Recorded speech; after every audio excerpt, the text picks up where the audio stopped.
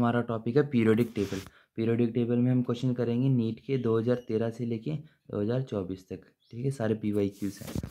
तो पहला क्वेश्चन पे आ जाते हैं। तो पहला क्वेश्चन क्या बोल रहा है, the IPSC name of an element with atomic number 119।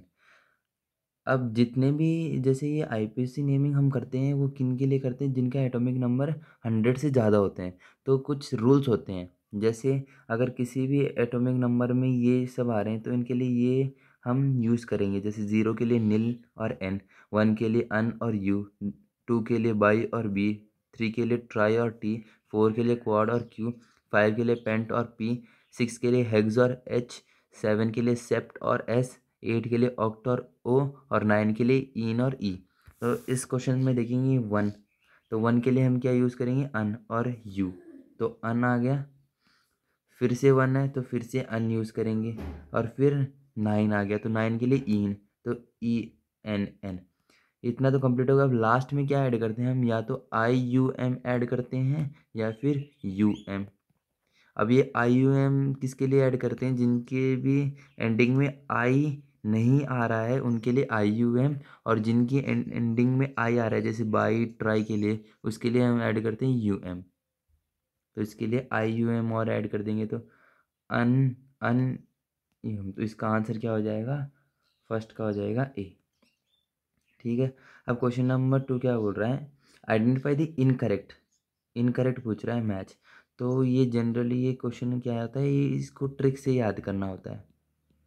तो इसकी ट्रिक आप या तो अपने आप बना लो, या फिर मैं इस के लास्ट में प्रोवाइड कर दूंगा इसकी ट्रिक। ठीक है, ठीक है। तो इसकी मैं ट्रिक आपको इस वीडियो के लास्ट में प्रोवाइड कर दूंगा। ठीक है। अब आ जाते हैं, इसका आंसर मैं आपको बता देता हूँ। इसका आंसर इनकरेक्ट पूछा है ना, तो इसका आंसर हो जाएगा D। ठीक है। अब आ जाते हैं क्वेश्चन नंबर 3 पे। क्वेश्चन नंबर 3 क्या बोल रहा है, द एलिमेंट Z114, कोई एलिमेंट है जिसका एटॉमिक नंबर 114 है, हैज़ बीन डिस्कवर्ड रिसेंटली।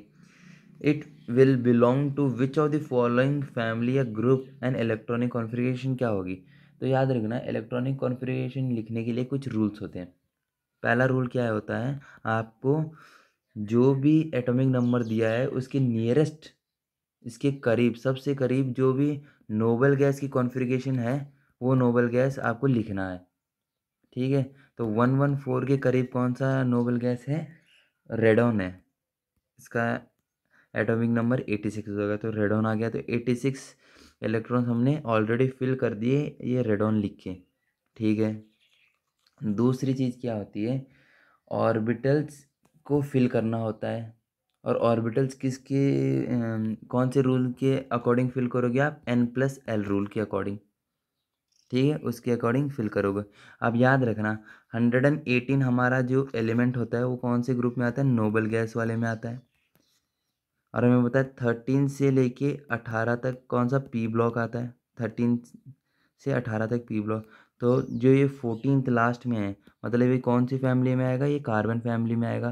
तो इनमें से देख लो एक ही में ऑप्शन है कार्बन फैमिली। तो इसके लिए हमारा क्वेश्चन नंबर 3 का आंसर हो जाएगा A। अब हमने ये क्यों टिक लगाया, क्योंकि ये 14 आ रहा है। हमें पता है 13 अगर आता है तो ये कौन सी बोरॉन फैमिली हो जाता है, 14 कार्बन, और 15 आता है तो नाइट्रोजन फैमिली में। तो इसके अकॉर्डिंग, और हमें पता था जो लास्ट एलिमेंट है वो 118, वो फील्ड है नोबल वाली में, नोबल गैस। इसके अकॉर्डिंग में हमने ये आंसर लगा दिया। अब आ जाते हैं क्वेश्चन नंबर 4। क्वेश्चन नंबर 4 क्या बोल रहा है, arrange the following element in increasing order of electron negativity. अब इलेक्ट्रॉन नेगेटिविटी क्या होती है, इलेक्ट्रॉन नेगेटिविटी वो होती है जैसे दो एटम है A और B है। इन्होंने क्या है, एक बॉन्ड बनाया है by sharing of electrons.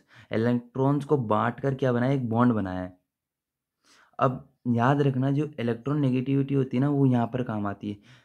Electron negativity जिसकी ज़्यादा होगी वो क्या करेगा, ये इलेक्ट्रॉन्स जो शेड जो उन्होंने बांट के बनाए हैं वो अपनी ओर खींचेगा। जो जिसकी ज़्यादा इलेक्ट्रॉन नेगेटिविटी ज़्यादा होगी वो इन जो बॉन्ड के इलेक्ट्रॉन्स हैं उनको अपनी तरफ ज़्यादा खींचता है। तो उसी टेंडेंसी को हमने क्या बोला है, इलेक्ट्रॉन नेगेटिविटी बोला है। अभी जैसे जनरली हम बात करें तो ग्रुप में, जब ग्रुप में नीचे की तरफ जाएंगे तो डिक्रीज करती है, और जब पीरियड के अलोंग जाते हैं, अक्रॉस द पीरियड जाते हैं, मतलब फ्रॉम लेफ्ट टू राइट जाते हैं, तब ये इंक्रीज करती है। अब सिंपल सा इसकी एक टेबल होती है, वो आपको मैं याद करा देता हूँ। जैसे आपने ये लिखे फ्लोरीन, ऑक्सीजन, नाइट्रोजन, फिर क्या आ गया बोरोन और कार्बन, ठीक है, ये लिख दिया आपने। फिर एल्यूमिनियम, सिलिकॉन, फिर ना फॉस्फोरस, फिर सल्फर और यहाँ पर आ गया क्लोरीन, ठीक है, आपने लिख दिया। तो सबसे ज़्यादा तो फ्लोरीन की, फिर पॉइंट फाइव कम कर दो तो इसकी कितनी हो जाएगी 3.5, इसकी 3, इसकी कितनी हो जाएगी 2.5, इसकी 2, और भी इस तरफ जाओगे तो बेरिलियम में आ जाएगा इसकी 1.5 और लिथियम की हो जाएगी 1। नीचे क्या आ जाएगा सोडियम, यहाँ आ जाएगा मैग्नीशियम। और जब यहाँ से आओगे तो पॉइंट इसकी 0.9 होती है, 0.3 बढ़ाती चलो तो 1.2, 1.5, 1.8, 2.1, फिर 2.4 और 2.98 के करीब, इसकी ऑलमोस्ट 3 के करीब होती है, ठीक है, क्लोरीन की। तो ये आप जनरली याद कर सकते हो। जब फ्लोरीन से लेफ़्ट की तरफ चलोगे तो 0.5 कम कर देना, और जब सोडियम से राइट की तरफ जाओगे तो 0.3 ऐड कर देना, बस ये याद रखना है। इसके अकॉर्डिंग आप ये इलेक्ट्रोनेगेटिविटी का कर सकते हो। सबसे ज़्यादा फ्लोरीन की, तो ये दोनों तो ऑप्शन गलत हो गए। फ्लोरीन के बाद किसकी, ऑक्सीजन की, तो हमारा ऑप्शन हो जाएगा थर्ड का ए ऑप्शन सही हो जाएगा। सॉरी, क्वेश्चन नंबर फोर्थ का ए ऑप्शन सही हो जाएगा। अब आ जाते हैं क्वेश्चन नंबर 5। तो क्वेश्चन नंबर 5 क्या बोल रहा है, arrange the following element in the increasing order. Increasing order में बोल रहा है किसकी, फर्स्ट आयनाइजेशन एंथैल्पी। अब ये आयनाइजेशन एंथैल्पी क्या होती है, आयनाइजेशन एंथैल्पी क्या होती है, वो कम से कम एनर्जी, मतलब कम से कम एनर्जी जो हम एक किसी भी एटम को दे, आइसोलेटेड एटम, मतलब किसी के साथ बॉन्ड नहीं बना रखा, अकेला एटम हो, गैशियस फॉर्म में हो, गैशियस फॉर्म में अकेले एटम को हम कम से कम कितनी एनर्जी दे कि वो अपना इलेक्ट्रॉन्स लूज कर दे, मतलब दान कर दे, उसको क्या बोलते हैं हम, आयनाइजेशन एनर्जी बोलते हैं। जैसे कि कोई भी एक ये एटम है, ये गैशियस स्टेट में और अकेला है, इसको कितनी एनर्जी, कम से कम कितनी एनर्जी दे कि ये इस फॉर्म में आ जाए और एक इलेक्ट्रॉन को लूज कर दे, ठीक है। तो इसके कुछ रूल्स होते हैं, और वो रूल्स क्या हैं, जैसे कंपेयर करते हैं तो हम कंपेयर कैसे करते हैं, तो फर्स्ट चार्ज, सबसे पहले हम चार्ज देखेंगे। जितना ज़्यादा पॉजिटिव चार्ज रहेगा, जितना ज़्यादा पॉजिटिव चार्ज उतनी ज़्यादा क्या रहेगी, आयनाइजेशन एंथैल्पी रहेगी। दूसरी चीज़ हम क्या देखेंगे, हम इलेक्ट्रॉनिक कॉन्फ़िगरेशन देखेंगे। क्या देखेंगे, इलेक्ट्रॉनिक कॉन्फ़िगरेशन। अगर इलेक्ट्रॉनिक कॉन्फ़िगरेशन नोबल गैस की है तो नोबल गैस की सबसे ज़्यादा आयनाइजेशन एंथैल्पी होती है अपने पीरियड में। दूसरी, अगर फुल्ली फिल्ड है, मतलब फुल्ली फिल्ड है पर नोबल गैस की तरह नहीं है, तो उनकी जो आयनाइजेशन एंथैल्पी होगी वो अपने आजू और बाजू, मतलब आगे वाले एटम और पीछे वाले एलिमेंट से ज़्यादा होगी, मतलब नेबरिंग एलिमेंट से ज़्यादा होगी। वो किस में देखते हैं हम, ग्रुप नंबर 2 में और ग्रुप नंबर 12 में देखते हैं ये। और जब हाफ फील्ड आ जाती है, जब कॉन्फ़िगरेशन हाफ फील्ड हो, तब भी जो आयनाइजेशन एंथैल्पी होगी वो आगे वाले एलिमेंट और पीछे वाले एलिमेंट से ज़्यादा होगी, ठीक है। तीसरा फैक्टर क्या देखते हैं हम, साइज़ का देखते हैं।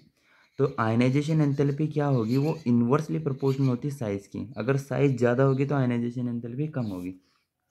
चौथी चीज़ हम क्या देखते हैं, अगर हम ग्रुप में जाते हैं नीचे की तरफ तो आयनाइजेशन एंथैल्पी क्या होती है, बढ़ती है। सॉरी, ग्रुप में जाते हैं तो आयनाइजेशन एंथैल्पी कम होती है। कम क्यों होती है, क्योंकि इलेक्ट्रॉन ईजिली रिमूव हो जाएगा। इलेक्ट्रॉन ईजिली कैसे रिमूव हो जाएगा कि जो नंबर ऑफ़ शेल हैं वो बढ़ जाएंगे। नंबर ऑफ़ शेल बढ़ जाएंगे तो जो न्यूक्लियस का जो इफ़ेक्टिव चार्ज है वो जो आखिरी जो वैलेंस शेल इलेक्ट्रॉन उसके पास कम जाएगा।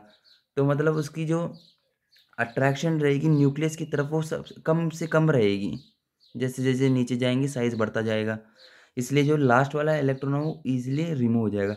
लेकिन जब पीरियड में लेफ़्ट से राइट जाते हैं तब क्या होता है, शेल का नंबर तो उतना ही रहता है लेकिन इलेक्ट्रॉन्स की संख्या बढ़ती जाती है। और इलेक्ट्रॉन्स की संख्या बढ़ने से क्या होता है, जो इफ़ेक्टिव न्यूक्लियर चार्ज होता है ना वो बढ़ता है इलेक्ट्रॉन्स की तरफ और वो ज़्यादा खींचता है। तो उनको क्या करता है, न्यूक्लियस की तरफ ज़्यादा अट्रैक्टेड रहते हैं वो इलेक्ट्रॉन्स। इसलिए जब पीरियड की तरफ जाएंगे तो आयनाइजेशन एंथैल्पी क्या होगी, बढ़ेगी, और ग्रुप में नीचे की तरफ जाएंगे तब कम होगी। ये बात आपको याद रखनी है। अब इस क्वेश्चन का आंसर देखते हैं। तो इस क्वेश्चन का आंसर कैसे लिखेंगे? हमें पता है नाइट्रोजन की हाफ फील्ड है, मतलब इसकी ऑक्सीजन से भी ज़्यादा होगी और कार्बन से भी ज़्यादा होगी। ठीक है, तो ये ऑप्शन गलत हो गया। फिर नाइट्रोजन आ गया, फिर क्या आ गया? नाइट्रोजन के बाद में क्या आ गया? कार्बन। नाइट्रोजन के बाद में कार्बन आ गया। अब बेरिलियम, बेरिलियम की ज़्यादा होगी बोरोन से भी और लिथियम से भी, तो ये गलत हो जाएगा ऑप्शन, यहाँ आ जाएगा बेरिलियम। तो इसका आंसर हो जाएगा पाँचवे का बी। क्यों? क्योंकि बेरिलियम का है फुल्ली फिल्ड है, लेकिन नोबल गैस की तरह नहीं है, मतलब इसकी जो आयनाइजेशन एंथैल्पी होगी वो बोरोन से ज़्यादा होगी और लिथियम से भी ज़्यादा होगी बेरिलियम की। ठीक है, तो इसका आंसर आ जाएगा बी। अब आ जाते हैं क्वेश्चन नंबर 6 पे। क्वेश्चन नंबर 6 क्या बोल रहा है? असर्शन रीजन है, तो हम असर्शन पढ़ते हैं। Lithium and beryllium unlike their other respective group member form compounds with pronounce ionic character. नहीं, ये एनसीआर बिल्कुल एनसीईआरटी की लाइन है, और यहाँ पर आयनिक कैरेक्टर नहीं दे रखा है, यहाँ पर कोवलेंट कैरेक्टर दे रखा है, तो हमारा असर्शन गलत हो जाएगा। अब रीजन देखते हैं। Lithium and magnesium have similar property due to diagonal relationship. Yes, diagonal relationship क्या होती है? जैसे लिथियम, ये बेरिलियम, ये बोरोन, ये कार्बन, यहाँ पर क्या आ गया? Sodium, magnesium, aluminium. तो लिथियम जो डायगोनल रिलेशनशिप बोल रहा है, मतलब ये ऐसे होती है। लिथियम और मैग्नीशियम की प्रॉपर्टी सिमिलर होती है, बेरिलियम और एल्यूमिनियम की प्रॉपर्टी सिमिलर होती है। ये कम ही एलिमेंट्स तक सीमित रहती है, आगे फिर प्रॉपर्टीज मैच नहीं करती। ठीक है, तो रीज़न हमारा सही है। तो इसका आंसर क्या हो जाएगा? A is false but R is true. तो आंसर नंबर 6 का आंसर आ जाएगा बी।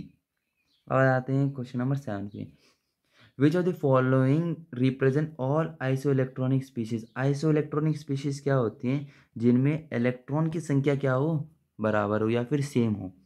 तो आप काउंट कर लेना इन सब ऑप्शन में, इनमें काउंट थोड़ा सी काउंटिंग स्पीड ज़्यादा होनी चाहिए, और तो इसलिए मैंने काउंट कर रखे हैं। तो इसके आंसर जो क्वेश्चन नंबर 7 का आ जाएगा वो क्या हो जाएगा? इसका हो जाएगा डी, आंसर सही हो जाएगा। इसमें जब आप इलेक्ट्रॉन्स काउंट करोगे तो सेम आ जाएंगे। ठीक है, अब आ जाते हैं क्वेश्चन नंबर 8। तो क्वेश्चन नंबर 8 क्या बोल रहा है? The element expected to form largest ion, मतलब आयन बोल रहा है या तो पॉजिटिव या फिर नेगेटिव, ठीक है, या तो कैटाइन या फिर anion, to achieve the nearest noble gas configuration. मतलब ऐसा करना है, जितने भी हमें ऑप्शन दे रखे हैं, या तो ये इलेक्ट्रॉन ऐड करेंगे या फिर ये लूज़ करेंगे। क्यों? क्योंकि हमें इनको किस में कन्वर्ट करना है? नोबल गैस कॉन्फ़िगरेशन में कन्वर्ट करना है। तो जब ये 3 इलेक्ट्रॉन गेन करेगा तो ये N3 नेगेटिव बनाएगा और ये नोबल गैस कॉन्फ़िगरेशन में कन्वर्ट हो जाएगा। ये जब ये एक इलेक्ट्रॉन लूज़ करेगा तब ये कैटायन बना देगा। ये जब 2 गेन करेगा, 2 इलेक्ट्रॉन गेन करेगा, और ये जब ये एक इलेक्ट्रॉन गेन करेगा, तो ये जब आप इनके इलेक्ट्रॉन्स काउंट करोगे तो ये सारे की सारी स्पीशीज़ क्या हो गई? ये आइसो इलेक्ट्रॉनिक स्पीशीज़ बन गई है। ठीक है, और आइसो इलेक्ट्रॉन स्पीशीज़ में क्या होता है? जो आयनिक रेडियस का ऑर्डर होता है वो क्या होता है? जैसे एम कोई भी एलिमेंट है तो एनाइन की सबसे ज़्यादा होगी, फिर होगा न्यूट्रल एटम, और फिर होगा कैटायन। ये ऑर्डर होता है। और इसमें भी अगर एनाइन में 2-3 एनाइन आ जाए तो जो आयनिक रेडियस होगी वो कैसे होगी? वो डायरेक्टली प्रोपोर्शनल होती है नेगेटिव चार्ज के, और इन्वर्सली प्रोपोर्शनल होती है पॉजिटिव चार्ज के। जो आयनिक रेडियस होती है डायरेक्टली प्रोपोर्शनल होती है, जितना ज़्यादा नेगेटिव चार्ज उतनी ज़्यादा आयनिक रेडियस, और जितना ज़्यादा पॉजिटिव चार्ज उतनी ही कम आयनिक रेडियस। तो पॉजिटिव के इन्वर्सली और नेगेटिव के डायरेक्टली। तो सबसे ज़्यादा बड़ा लार्जेस्ट आयन कौन सी होगी? एन वाला हो जाएगा। ठीक है, अब आ जाते हैं क्वेश्चन नंबर 9 पे। क्वेश्चन नंबर 9 क्या बोल रहा है? For this second period element the correct increasing order of ionization enthalpy. तो वही देखना है सेकेंड पीरियड के लिए। याद रखना, पीरियड में सबसे ज़्यादा मैक्सिमम आयनाइजेशन एंथैल्पी किसकी होती है? आयनाइजेशन एंथैल्पी किसकी होती है? वो होती है नोबल गैस की, क्योंकि नोबल गैस सबसे ज़्यादा स्टेबल होते हैं। हम इनसे इलेक्ट्रॉन निकालना बहुत मुश्किल होता है, इसलिए इनकी आयनाइजेशन एनर्जी क्या होती है? पीरियड में सबसे ज़्यादा होती है। ठीक है, फिर अकॉर्डिंग टू रूल्स हम कर देंगे। फिर होगी फ्लोरीन की हो जाएगी, और याद रखना नाइट्रोजन हाफ फील्ड है तो इसकी ऑक्सीजन से ज़्यादा होगी, ऑक्सीजन से ज़्यादा ऑक्सीजन से ज़्यादा इसमें। और फिर जो बेरिलियम है, बेरिलियम की बोरोन से ज़्यादा होगी, क्योंकि ये भी क्या है, हाफ फील्ड है, तो ये बोरोन से ज़्यादा हो गई। ठीक है, तो हमारा आंसर क्या हो जाएगा, सी आ जाएगा। 9th का क्या आ जाएगा, सी आ जाएगा। अब आ जाते हैं क्वेश्चन नंबर 10 पे। Match the oxide given in column 1 with the property of column 2। Oxide याद रखना, एक छोटा सा कॉन्सेप्ट, जो मेटल की ऑक्साइड होते हैं ना, मेटल की ऑक्साइड होते हैं जनरली क्या होते हैं, जनरली बेसिक होते हैं। जो नॉन मेटल के ऑक्साइड होते हैं वो क्या होते हैं, एसिडिक होते हैं। कुछ मेटल्स के ऑक्साइड कैसे होते हैं, एम्फोटेरिक होते हैं, जैसे एल्यूमिनियम, मोस्ट मोस्ट जनरली आपको एल्यूमिनियम की मिलेंगी। और कुछ न्यूट्रल ऑक्साइड्स भी होती हैं। न्यूट्रल ऑक्साइड 3 होती हैं, आप जनरली ये बार बार पेपर्स में आती हैं, क्वेश्चंस में आती हैं। कौन सी, एक तो CO, एक NO और N2। याद रखना N2 क्या होती है, एक लाफिंग गैस होती है। ठीक है, तो इससे आप अपना क्वेश्चन कर सकते हो। ये सोडियम मेटल है तो मेटल की बेसिक होगी। एल्यूमिनियम बता रखा है एम्फोटेरिक। N2 क्या होती है, न्यूट्रल होती है। और Cl ये नॉन मेटल आ गया, तो नॉन मेटल की एसिडिक। तो इसका आंसर कौन सा क्वेश्चन है, ये क्वेश्चन नंबर 10। क्वेश्चन नंबर 10 का क्या हो जाएगा, ये देख लो। फर्स्ट का बी और सेकंड का डी, तो ऑप्शन नंबर डी सही हो जाएगा। अब question number 11, which of the following oxide is most acidic in the nature. Acidic generally किसके होते हैं, नॉन मेटल। लेकिन जब आप ऑप्शन देखोगे तो आपको दिखेगा ये सारे क्या हैं, ग्रुप नंबर 2 के एलिमेंट्स हैं, तो ये सारे क्या हो गए, मेटल्स हो गए। अब इनको जब हम अरेंज करेंगे, जैसे बेरिलियम आ गया, बेरिलियम के नीचे क्या आ जाएगा, मैग्नीशियम, मैग्नीशियम के नीचे कैल्शियम, कैल्शियम के नीचे बेरियम, बेरियम, ये आ गए। अब हमें पता है डाउन दी पीरियड जाएंगे तो मेटेलिक प्रॉपर्टी होती है, इंक्रीज होती है। मेटेलिक प्रॉपर्टी एक मेटल की क्या होती है कि वो इजीली इलेक्ट्रॉन लूज करते हैं। जो भी मेटल इजीली इलेक्ट्रॉन लूज कर देता है उसकी ज़्यादा मेटेलिक प्रॉपर्टी, वो अच्छा मेटेलिक प्रॉपर्टी ज़्यादा होती है। और हमें पता है मेटेलिक प्रॉपर्टी डायरेक्टली प्रोपोर्शनल होती है बेसिक स्ट्रेंथ की, बेसिक प्रॉपर्टी के। और बेसिक और एसिडिक में तो इन्वर्सली प्रोपोर्शनल होता है। तो नीचे जा रहे हैं मतलब इसकी मेटेलिक प्रॉपर्टी इंक्रीज कर रही है। मेटेलिक प्रॉपर्टी इंक्रीज कर दी मतलब बेसिक स्ट्रेंथ इसकी सबसे ज़्यादा होगी, फिर इसकी, फिर इसकी इसकी बेसिक स्ट्रेंथ बेरियम की सबसे कम होगी। बेसिक स्ट्रेंथ सबसे कम मतलब एसिडिक स्ट्रेंथ सबसे ज़्यादा। इसलिए हमारा 11th का जो आंसर हो जाएगा वो सेकेंड ऑप्शन हो जाएगा। अब हो जाता है क्वेश्चन नंबर 12 पे। क्वेश्चन नंबर 12 क्या बोल रहा है कि in which of the following option the correct order of arrangement does not agree. भाई कौन सी में एग्री नहीं करना है इनका, तो हमें देखना है। तो increasing electron gain enthalpy, electron gain enthalpy आगे समझाऊंगा, यहाँ पे ही ध्यान रखो। तो याद रखना इलेक्ट्रॉन गेन एंथैल्पी क्लोरीन की ज़्यादा होती है फ्लोरीन से। इसका रीज़न बहुत अच्छा होता है, बहुत अच्छा रीज़न होता है। क्यों रीज़न होता है, जो इलेक्ट्रॉन के पास, जो क्लोरीन के पास जो ऑर्बिटल होते हैं वो थोड़े से बड़े होते हैं। और बड़े ऑर्बिटल्स के कारण क्या होते हैं, जो इलेक्ट्रॉन जो इनमें आते हैं तो इनमें क्या होता है, रिपल्शन कम होता है। लेकिन जैसे फ्लोरीन की बात करें तो फ्लोरीन के जो ऑर्बिटल्स होते हैं वो छोटे होते हैं। और इसके कारण जो इलेक्ट्रॉन्स आने वाले होते हैं और जो इनके पास ऑलरेडी प्रेजेंट है उनमें क्या होता है, रिपल्शन बहुत ज़्यादा हो जाता है। तो जो फ्लोरीन है वो ईजिली एक्सेप्ट नहीं कर पाती इलेक्ट्रॉन्स को, लेकिन जो क्लोरीन है वो ईजिली एक्सेप्ट कर पाती है। तो हमारा एक तो ये गलत हो गया और एक ये। द फर्स्ट आयनाइजेशन एंथैल्पी, याद रखना हमें, मैंने बता रखा है जो नाइट्रोजन है इसका हाफ फील्ड है, हाफ फील्ड है मतलब इसके नेबर से इसकी आयनाइजेशन एंथैल्पी ज़्यादा होगी, मतलब ऑक्सीजन से ज़्यादा होगी। तो 12th का जो आंसर है वो A और D दोनों होंगी।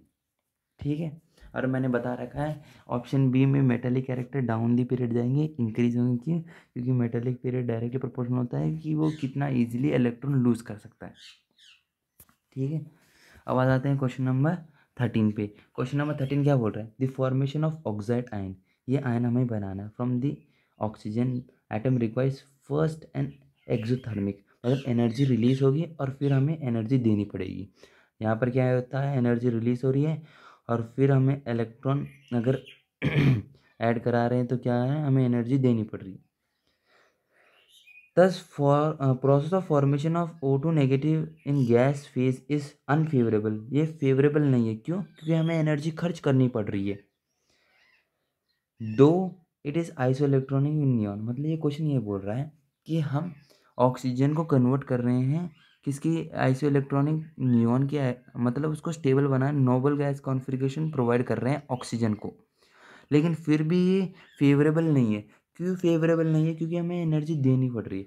ये किसके कारण की वजह से होता है? जब जैसे ओ नेगेटिव है और इसमें एक इलेक्ट्रॉन आप ऐड करा रहे हो, तो जब आप इलेक्ट्रॉन ऐड कराओगे तो पहले से नेगेटिव इलेक्ट्रॉन भी नेगेटिव, तो ये जो इन दोनों के बीच में रिपल्शन है वो ज़्यादा है। Repulsion between the both the electron, दोनों इलेक्ट्रॉन के बीच में जो रिपल्शन है वो ज़्यादा है। किससे ज़्यादा है? स्टेबिलिटी से ज़्यादा है। इलेक्ट्रॉन रिपल्शन ओवरवेट्स का मतलब है ज़्यादा है, मतलब डोमिनेट। जो इलेक्ट्रॉन रिपल्शन है वो ज़्यादा डोमिनेट है स्टेबिलिटी से। तो हमारा 13 का आंसर हो जाएगा डी। अब आ जाते हैं क्वेश्चन नंबर 14 पे। क्वेश्चन नंबर 14 क्या बोल रहा है? Which of the following orders of ionic radius is correctly match. याद रखना आयनिक रेडियस के लिए एक सिंपल सा होता है, ये आयनिक रेडियस डायरेक्टली प्रोपोर्शनल होती है किसके? नेगेटिव चार्ज की। जितना ज़्यादा नेगेटिव चार्ज उतनी ज़्यादा आयनिक रेडियस, और इन्वर्सली प्रोपोर्शनल होती है पॉजिटिव चार्ज के लिए। और जब आयनिक रेडियस आप देख रहे हो आइसो इलेक्ट्रॉनिक स्पीशीज़ के लिए, तो उनमें एनायन की सबसे ज़्यादा होगी, फिर न्यूट्रल एटम की, और फिर कैटायन की। तो जब यहाँ देखते हैं तो एनायन की सबसे ज़्यादा, फिर न्यूट्रल एटम, तो ये भी गलत हो गया। एनायन की सबसे ज़्यादा होनी चाहिए, तो ये भी गलत हो गया। एनायन की ज़्यादा, लेकिन जिस पे ज़्यादा नेगेटिव चार्ज होगा उसकी ज़्यादा, ये भी गलत हो गया। पॉजिटिव चार्ज की इन्वर्सली, और यहाँ ये भी गलत हो गया। तो इसका आंसर इसमें नन नन आ जाएगा, कोई सा ही मैच नहीं कर रहा है इसमें से। ठीक है, अब आ जाते हैं क्वेश्चन नंबर 15 पे। क्वेश्चन नंबर 15 क्या बोल रहा है? Which of the following arrangement represent the correct order of least negative to the most negative electron enthalpy. अब ये इलेक्ट्रॉन एंथैल्पी है ना, ये बहुत अच्छा कॉन्सेप्ट है, आपको डिटेल में समझाता हूँ। इलेक्ट्रॉन गेन एंथैल्पी का मतलब क्या होता है? जैसे फॉर एग्जांपल आप किसी दुकान पे गए और आपको जैसे चोट लगी है, और एक बंदा दूसरा है जिसे चोट नहीं लगी हुई है, तो डिटॉल की ज़रूरत सबसे ज़्यादा किसको होगी? जिस बंदे को चोट लगी होगी उसको डिटॉल की सबसे ज़्यादा ज़रूरत होगी, और जिस बंदे की चोट नहीं लगी है उसको डिटॉल की ज़रूरत नहीं होगी, लेकिन फिर भी वो खरीदने आए। तो दुकानदार क्या होगा, जो शॉपकीपर होगा, वो तुम दोनों में से कंपेयर करेगा। भाई जो जितना ज़्यादा पैसा देगा मैं उसको डिटॉल सबसे पहले दूंगा। तो पैसा सबसे ज़्यादा कौन देगा? जो जिसको ज़्यादा ज़रूरत होगी वो सबसे ज़्यादा पैसे देगा। मतलब जिसे चोट लगी हुई है वो क्या देगा? सबसे ज़्यादा पैसा देगा। यहाँ पर भी सेम वही है। इलेक्ट्रॉन गेन एंथैल्पी का मतलब ये होता है, भाई हम किसी भी गैशियस एटम को क्या दे रहे हैं? इलेक्ट्रॉन दे रहे हैं, और उस एटम को एनर्जी रिलीज करेगा, वो एटम एनर्जी रिलीज करेगा ज़्यादा जिसको सबसे ज़्यादा ज़रूरत होगी। तो उसी कॉन्सेप्ट पे हम ये डिसाइड करेंगे। मतलब अगर वो एटम की जो इलेक्ट्रॉनिक कॉन्फ़िगरेशन है अगर वो स्टेबल है, तो वो इलेक्ट्रॉन गेन क्यों ही करेगा? मतलब वो लीस्ट नेगेटिव एनर्जी रिलीज़ करेगा। और जो एटम अनस्टेबल है और इलेक्ट्रॉन लेने के बाद अगर वो स्टेबल हो जा रहा है, तो वो सबसे ज़्यादा क्या करेगा? एनर्जी रिलीज़ करेगा। तो वही चेक करना है। तो क्वेश्चन नंबर 15 में हम चेक करेंगे तब फ्लोरीन है। अब फ्लोरीन जब एक इलेक्ट्रॉन एक्सेप्ट करेगा तो वो नोबल गैस में कन्वर्ट कर देगा, तो ये सब इजीली लेगा। लेकिन कैल्शियम है, कैल्शियम ऑलरेडी फुल्ली फिल्ड है लेकिन नोबल गैस तो ये इलेक्ट्रॉन एक्सेप्ट कम करेगा, तो ये लीस्ट नेगेटिव एनर्जी रिलीज करेगा। तो सबसे कम कैल्शियम करेगा, तो ये सबसे कम कैल्शियम और सबसे ज़्यादा फ्लोरीन। तो हमारा 15 का आंसर हो जाएगा डी।